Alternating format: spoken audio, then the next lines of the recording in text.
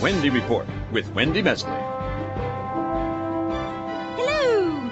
Our top story. Prime Minister Chrétien turned 67 on Thursday and got the 2 birthday gifts he'd been hoping for, PlayStation 2 and Lucien Bouchard's resignation. Air Canada has started 2001 with a huge seat sale. Unfortunately, the seats are not on airline flights, but rather in the offices of the 3,500 employees they just laid off. The notorious biker gang, Hell's Angels, is setting up new chapters in Ontario. They will call themselves Hell's Angels Chapters. At the new locations, you'll be able to buy a book and a refreshing cup of cocaine cappuccino. Hockey legend Mario Lemieux continues his incredible comeback with the Pittsburgh Penguins. Last night he had a goal and 3 assists, and the Penguins weren't even playing. U.S. President-elect George W. Bush is being criticized for putting too many elderly people in his cabinet. So far, he's chosen Dick Cheney, Donald Rumsfeld, and Yoda. And now it's time for our panel. From Washington, a man with a little too much self-esteem, David Halton. Good to see you, Wendy. You wish.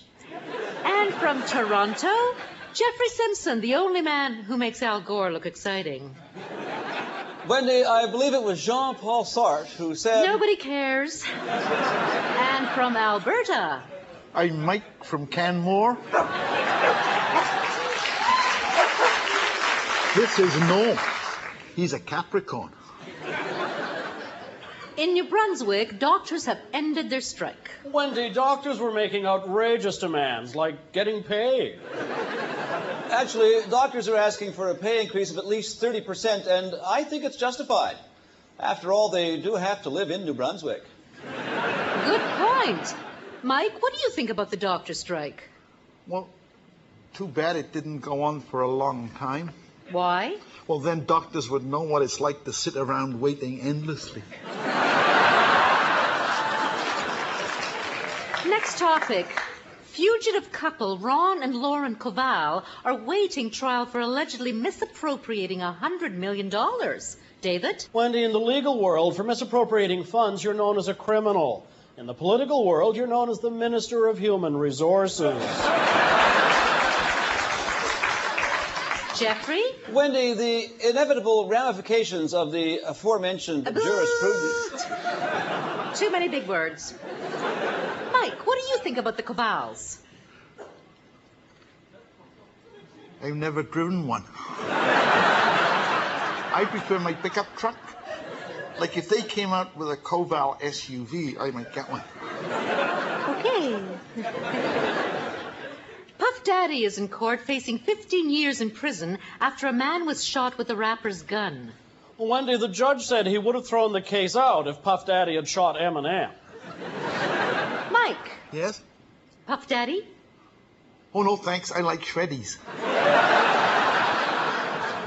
The rapper. Oh, okay. I like his music.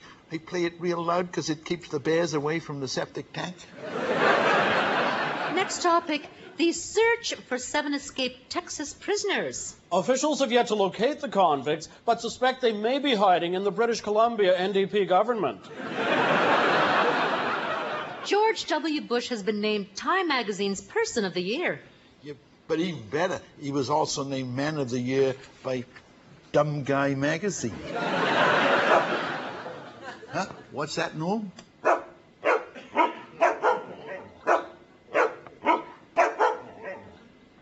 What did he say? I don't know. I don't speak dog.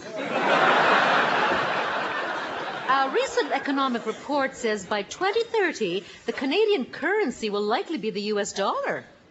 Wendy, we definitely will still be using the Canadian dollar in 2030, but with a new name, the U.S. penny.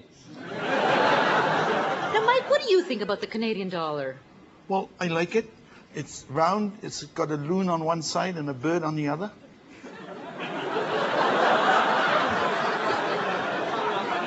But, like, if you got too many of them in your pockets, your pants could fall down. Plus, with all those coins, you jingle so much, it's impossible to sneak up on a duck when you're hunting. On the other hand, if you got enough dollar coins, you can just go to a restaurant and order a duck, and you wouldn't have to go hunting in the first place. And that's it for the Wendy Report.